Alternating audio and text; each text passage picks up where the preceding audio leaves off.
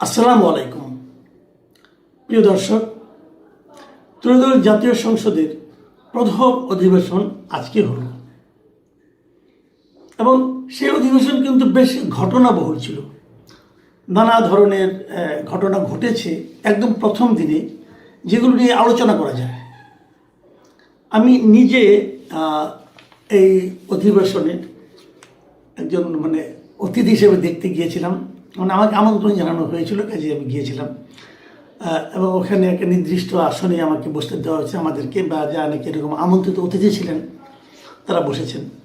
এবং খুবই দুর্ভাগ্যের বিষয় হলো, আমি মনে হলো পরে না গেলেই বোধহয় ভালো হতো। এই কারণেই বলছি যে আমি যদি না যেতাম তাহলে আমি টেলিভিশনে পুরো অনুষ্ঠানটা, সবার বক্তব্যগুলো ঠিকঠাক মতো দেখতে পেতাম। আর ওখানে যাওয়ার কারণে আমি ঠিকঠাক মতো দেখতে পেয়েছি, কিন্তু ওনাদের আলোচনা ভালোভাবে শুনতে পাইনি।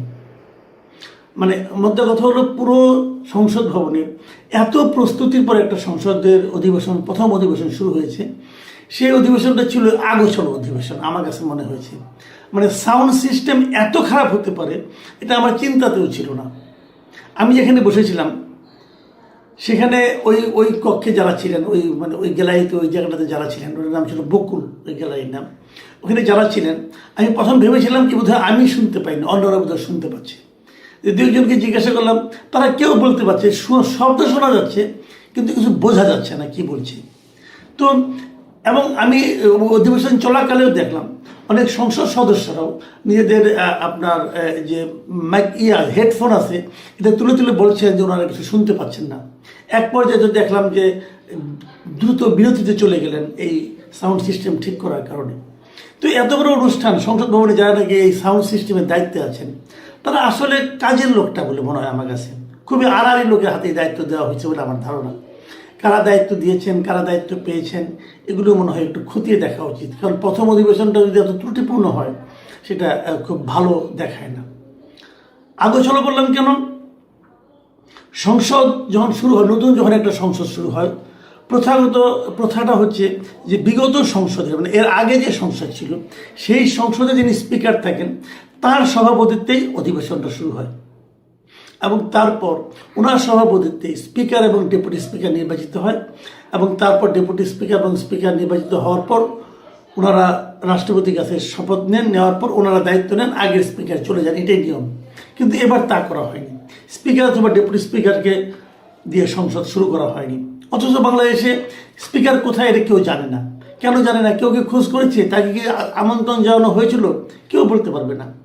এবং ডেপুটি স্পিকার তো ছিল, উনি হয়তো জেলে ছিলেন, কিন্তু ওনার বিরুদ্ধে উনি কনভিক্টেডও না।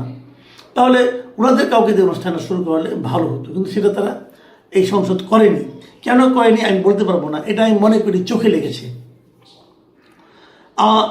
সমস্যা যেটা হয়েছে এরপরে যে জিনিসটা হয়েছে, একটা জিনিস এটা বলা উচিত। রাষ্ট্রপতির ভাষণের সময় কিন্তু একটা খুবই ঝামেলাপূর্ণ ঘটনা ঘটেছে, এটাও একটু বলে নিই। রাষ্ট্রপতির নিয়ম হলো, রাষ্ট্রপতি একবার সবার শেষে রাষ্ট্রপতি এই সংসদে ভাষণ দেন। এটা নিয়ম, এটা একদম সাংবিধানিক নিয়ম। এটা সংবিধানের মধ্যে লেখা আছে, রাষ্ট্রপতি ভাষণ দিবেন। নতুন সংসদের প্রথম অধিবেশনে উনি ভাষণ দিবেন এবং প্রতি বছর যখন অধিবেশন শুরু হবে, প্রথম অধিবেশনে রাষ্ট্রপতি একটা ভাষণ দেবেন। এবং এই ভাষণ নিয়ে নানা বিতর্ক হয়েছে। বিতর্কে কী ধরনের? যে এই ভাষণে উনি বিগত আওয়ামী লীগ সরকারের কিছু সমালোচনা করেছেন। এই জন্য দেখলাম যে আওয়ামী লীগ সরকারের যারা সমর্থক অথবা যারা আওয়ামী লীগের সমর্থক, তারা দেখলাম সামাজিক মাধ্যমে রাষ্ট্রপতি গাদ্দার টাদ্দার অনেক কিছু বলছে। কিন্তু ওনাদের এই জিনিসটা বোঝা দরকার যে রাষ্ট্রপতি যে ভাষণটা সংসদে দেন, এটা কখনোই রাষ্ট্রপতি নিজে লেখেন না। এই ভাষণটা টোটালি লিখে দেওয়া হলো গভর্নমেন্ট, সরকারের লিখে দেওয়া ভাষণটা রাষ্ট্রপতি কেবল ব্যক্তি হিসেবে পড়ে শোনান, আর কিছুই না। এখানে ওনার কিছুই করেন, উনি একটা শব্দ এখান থেকে চেঞ্জ করতে পারবেন না। কাজেই ওখানে যা যা লেখা হয়েছিল উনি কেবল ছিলেন পাঠক মাত্র। এই জিনিসটা মাথায় রাখা উচিত আমি মনে করি। এটা ওনার মনের কথা না মুখের কথা, আপনার সেটা নিয়ে বিতর্ক করতে পারেন, কোনো সমস্যা নাই। কিন্তু বিষয়টা মাথায় রাখবেন যে এই ভাষণটা সরকারের লিখে দেওয়া, উনি ছিলেন পাঠক মাত্র। এই ধরনের ঘটনা আগেও ঘটেছে, কিন্তু যতবার সরকার পরিবর্তন হয়েছে ততবারই কিন্তু আগের স্পিকার মাধ্যমে শুরু হয়েছে, আর রাষ্ট্রপতি তখন যে রাষ্ট্রপতি থাকতেন উনি যদি আগের গভর্নমেন্টের রাষ্ট্রপতি হয়ে থাকেন, আগের গভর্নমেন্টের আমলে নিয়োগপ্রাপ্ত হয়ে থাকেন, উনি কিন্তু পরের গভর্নমেন্টের লিখে দেওয়ার ভাষণটাই পড়েছেন। কাজে এটাকে সেভাবে নেওয়াটাই ভালো। কিন্তু এটা বড় কথা না, বড় কথা হলো যখন রাষ্ট্রপতি ভাষণ দিতে উঠলেন, ভাষণ দিতে ওঠার আগেই রাষ্ট্রপতি ঢোকার সঙ্গে সঙ্গে বিরোধী দলের সদস্য, বিশেষ করে জামায়াতের এবং এনসিপির যারা নাকি মেম্বার ছিলেন, তারা হইচই শুরু করেন। তারা আগে থেকে ঘর থেকে নিয়ে আসা প্ল্যাকার্ড দেখান ওখানে, এবং সেই প্ল্যাকার্ডে নানা ধরনের জুলাই নিয়ে, গাদ্দারি, অমুক তমুক এরকম নানা রকম স্লোগান ছিল, এবং ওনারা স্লোগান দিতে শুরু করেন। একদম পুরো আমার কাছে মনে হচ্ছিল যেন একটা মানে পল্টনের মাঠের মতো অবস্থা, শাহবাগের যে মাঠের যে দৃশ্য, সেটা আমরা ওখানে তার মানে একটা প্রতিফলন দেখতে পেলাম। কিন্তু আমার প্রশ্নটা হলো কি, ওনারা রাষ্ট্রপতি ভাষণ শুনবেন না, এগুলো করবেন না। পরে এটা নিয়ে তারা এতটা ব্যস্ত ছিলেন যে রাষ্ট্রপতি যখন ভাষণের আগে যখন নাকি জাতীয় সঙ্গীত বাজানো হয়, আমি যা বিশ্বের সঙ্গে লক্ষ্য করলাম যে জামাতের লোকরা কিন্তু প্রথম দিকে বেশ মানে প্রায় 1 মিনিটের মতো প্রায় হবে ওনারা বসেই ছিলেন। মানে জাতীয় সঙ্গীত হলে সবাই দাঁড়িয়ে গেছে, কিন্তু ওনাদের সামনে সরকারি দলের যারা ছিলেন তারা দাঁড়িয়ে আছেন, দর্শক গ্যালারিতে যারা ছিলেন তারাও দাঁড়িয়ে আছেন, কিন্তু ওনারা বসে বসে স্লোগান দিচ্ছেন। এক পর্যায়ে বিষয়টা খেয়াল করেছেন হাসনাত আব্দুল্লাহ, উনি তখন সবাইকে দেখলাম হাত তুলে বলেন যে আপনারা দাঁড়ান, এবং তারা দাঁড়ালেন। এটা আসলে তারা মানে স্লোগান নিয়ে, প্রতিবাদ নিয়ে এতটাই ব্যস্ত ছিলেন যে দাঁড়ানোর প্রয়োজন মনে করেননি। নাকি এই জাতীয় সঙ্গীত শোনার সঙ্গে সঙ্গেই তো মানুষের মধ্যে ওই চিন্তাটা, ওই চেতনাটা কাজ করা উচিত যে আমাদের সম্মান দেখানোর জন্য দাঁড়ানো উচিত। যাই হোক, সেটা ওনারা করেন, ওনারা ওয়ার্কআউট করেছেন। তারপরে আচ্ছা, এই ওয়ার্কআউটের কারণ হিসাবে কিন্তু জামাতের যিনি আমির ডক্টর শফিকুর রহমান, পরে উনি বেরিয়ে উনি 3টা কারণের কথা উল্লেখ করেছেন যে 3 কারণে তারা ওয়ার্কআউট করেছেন। তার প্রথম কারণ হলো যে গত 2024 সালে আন্দোলনের সময় এই যে সরকার এত লোক মেরেছে, এই যে এক নৃশংস ঘটনা ঘটেছে দেশে, তার উনি কোনো প্রতিবাদ করেননি, শাসক গোষ্ঠীর কাছে প্রেসিডেন্ট হয়ে কোনো প্রতিবাদ করেননি। এই একটা কারণ। দ্বিতীয় কারণ হলো যে উনি বলেছিলেন যে শেখ হাসিনা ওনার কাছে পদত্যাগপত্র দিয়ে গেছেন, পরে আবার আরেকটা পত্রিকার কাছে বলেছেন যে উনি পদত্যাগপত্র দেননি, আমার কাছে দিলে পেতাম। একটা কারণ, এটা এই জন্য উনি মিথ্যাবাদী।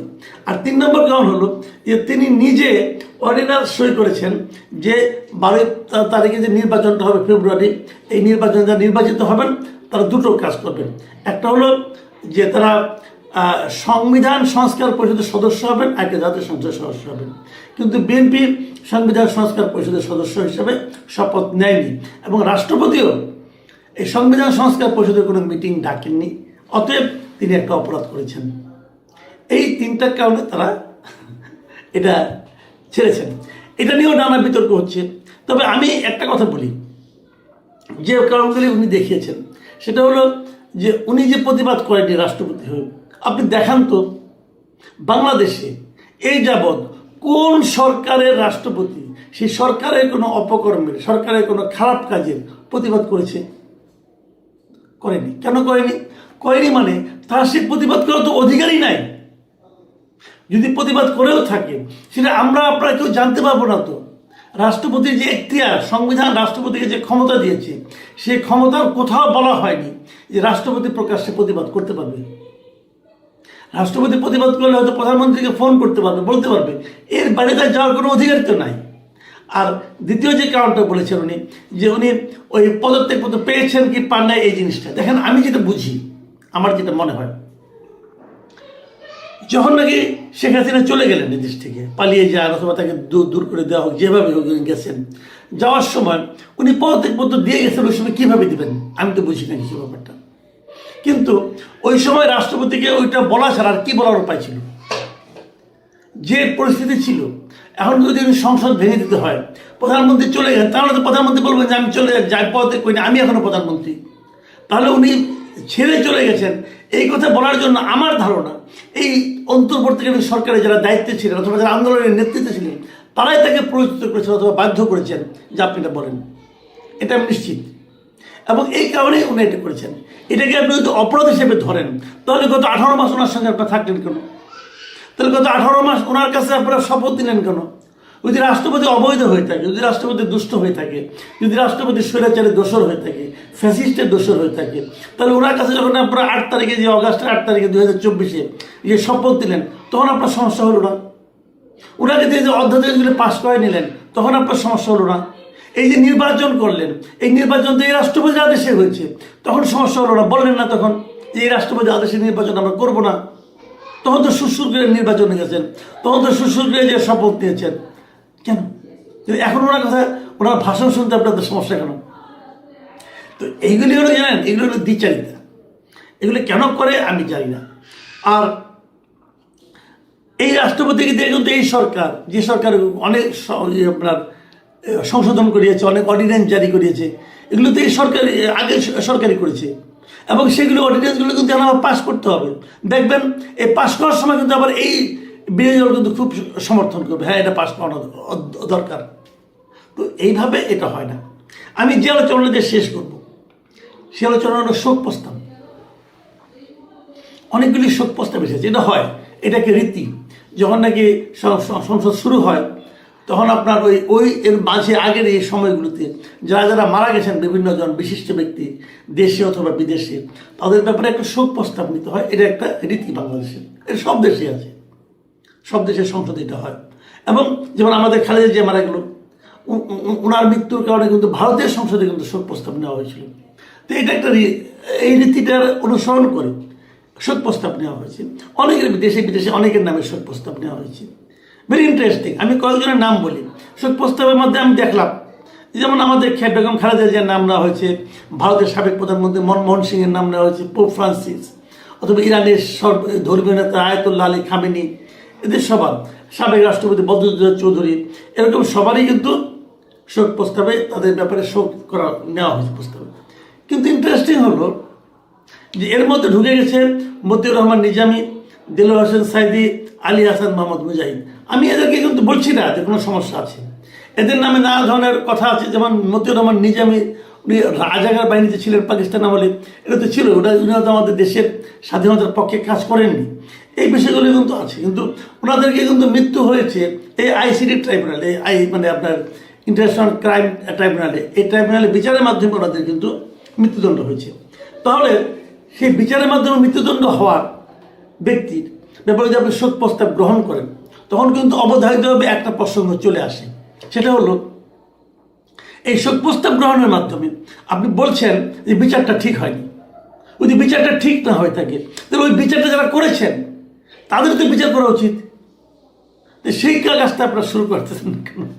এবং যদি সেই বিচারকে বিচার আপনারা করতে চান, তাহলে কিন্তু আগামীতে কোনো বিচারকে আর বিচার করতে চাইবে না। বলবে আজকে বিচার করব, ক্ষমতা চেঞ্জ হবে, নতুন একদল আসবে, এসে বলবে বিচার ঠিক হয় নাই, অতএব বিচারককে ধরে নিয়ে আসুন। তো এই যে অবস্থাটা, এটা কেন তৈরি হয়েছে? আমি মানি যে আওয়ামী লীগের আমলে তারা বিচার ব্যবস্থাকে একদম ধ্বংস করে দিয়েছিল। তাদের কথা অনুযায়ী বিচার না হলে তারা অন্যরকম ব্যবস্থা নিত, এবং চিফ জাস্টিসের মতো তারা দেশ থেকে বিদায় করে দিয়েছিল, তাদের কথা অনুযায়ী হয়নি বলে। এটা তো আমরা দেখেছি। তো সেটা যদি হয়েও থাকে, বিচারক কোনো নথি স্বীকার করলো, আমার বক্তব্য সেটা। আপনার উপর চাপ আসতে পারে, কিন্তু আপনি একজন লোকের জীবন মরণের ব্যাপারে আপনি কেন নথি স্বীকার করলেন? সেগুলো আবার নতুন করে পুনর্মূল্যায়ন করা হোক, এবং এখন যারা বিচার করছেন তাদের বিচারগুলো যেন আগামীতে পুনর্মূল্যায়ন হয়, সেই প্রত্যাশা আমি রাখবো। তাহলে হচ্ছেটা কি আসলে? তাহলে সরকার পাল্টানোর সঙ্গে সঙ্গে বিচার পাল্টে যাবে? এটা তো হওয়া উচিত না। এগুলো নিয়ে আমি মনে করি যে বিচার বিভাগকে সম্পূর্ণভাবে প্রশাসনের বাইরে রাখতে হবে। প্রধানমন্ত্রী চাইবে যেভাবে সেভাবেই বিচার হবে, সেটা তো হওয়া উচিত না। যেটা আমরা অন্তর্বর্তীকালীন সরকারে আমরা দেখেছি যে ডক্টর ইউনূসের চাহিদা অনুযায়ী বিচার হয়েছে, উনি যেটা চেয়েছেন সেটাই হয়েছে বিচারে, ওনার সব মামলা উঠে গেছে। তো এটা তো হওয়া উচিত না। শোক প্রস্তাব নিয়ে যে কথাটা বলে আলোচনা শেষ করতে চাই, এই যে এত এত লোকের আপনারা শোক প্রস্তাব নিয়েছেন, এই সময় দুইজন লোকের নাম আমি বলতেই চাই। একজন হলেন মিস্টার সিরাজুল আলম খান, আমাদের স্বাধীনতা যুদ্ধের রূপকার যে কয়েকজন নাম বলা হয় তাদের মধ্যে উনি একজন ছিলেন। উনি এই সময় মারা গেছেন। ডক্টর জাফরুল্লাহ চৌধুরী, যাকে আপনারা কদিন আগে স্বাধীনতা পুরস্কার দিয়েছেন দ্বিতীয়বারের মতো, মানে এক মুরগি দুইবার জবাই করার মতো। এটা নিয়ে আবার আরেক কাহিনী, যে দেওয়ার পরে তারা আবার আইন চেঞ্জ করেছে, বলেছে যে না, 1 কিলোকে দ্বিতীয়বার দেওয়া যাবে, আগে যখন দিয়েছিল তখন কিন্তু জানতো না। এগুলো আনারিপনা না, যাও এই আনারিপনা মেনে নিলাম। কিন্তু আমার কথা হলো যে এই দুইটা নাম আপনারা ভুললেন কিভাবে? তার মানে হলো এটাই যে আপনারা আসলে এগুলো খুব গুছিয়ে করেননি কাজগুলো। এই শোক প্রস্তাবে কার কার নাম থাকা উচিত, কার কার নাম থাকা উচিত না, আপনারা গুছিয়ে করেননি। এটা গুছিয়ে করতে পারতেন। আপনারা তো নির্বাচিত হওয়ার পর, দায়িত্ব নেওয়ার পর প্রায় 1 মাস পরে কিন্তু আপনারা সংসদ অধিবেশনে বসেছেন। তো এই 1 মাসে গুছিয়ে নিতে পারতেন না? আপনার বিরোধী দলের কাছে বললে পারতেন যে আমরা কার কার ব্যাপারে আপনার শোক প্রস্তাব নিতে বলেন, সেই নামগুলি নিতেন, আপনার নামগুলি দিতেন, বিভিন্ন জনের কাছে নাম নিয়ে তারপরে আপনি এটা গুছিয়ে করতেন। এটা তো তাৎক্ষণিক মানে সিদ্ধান্ত নেওয়ার বিষয় নয়।